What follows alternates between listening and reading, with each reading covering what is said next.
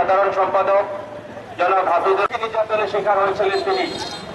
সেই মাধ্যম কর্মীবৃন্দ, আমরা আজকে গত ফ্যাসিবাদী সরকার শেখ হাসিনা সরকারের সময়ে আমাদের পত্রিকা বন্ধ করে দেওয়া হয়েছে।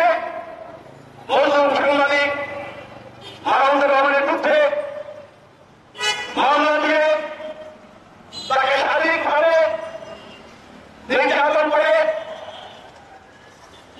আলোকে খানদাস করে উত্তমদের একটা জন্য তাহলে বিচারকের সামনে তাকে হামলা করে রক্তাক্ত করার মধ্যে দিয়ে শেখ হাসিনার ফ্যাসিবাদী সরকার এদেশের সাংবাদিকদের বিরুদ্ধে ন্যায় সংবাদ প্রতিষ্ঠা করার বিরুদ্ধে অবস্থান গ্রহণ করেছিল।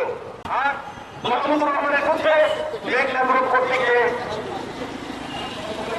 কর্তৃক মামলা করা হয়েছে। সেই মামলা অবিলম্বে প্রত্যাহার করার মধ্য দিয়ে বিদেশে চলমান মেঘনা গ্রুপের যে সমস্ত পণ্য বাজারে আছে, যে সমস্ত প্রতিষ্ঠান আছে, আমরা বরিশাল সাংবাদিক আমাদের পাঠকদের পক্ষ থেকে আমরা আবেদন করতে চাই যে আপনারা সেই সমস্ত প্রতিষ্ঠান, সেই সমস্ত পণ্য অর্জন করার মধ্য দিয়ে মেঘনা গ্রুপকে আমরা অর্জন করি। আমি জনাব হাফিজুর রহমান ইরাকে সারা দিয়ে সেই সরকার যেন সেই মিথ্যা একই ধারাবাহিকতায় মাহমুদুর রহমানকে ভারতের কারণে মেঘনা গ্রুপকে দিয়ে এই মামলা দেওয়া হয়েছে।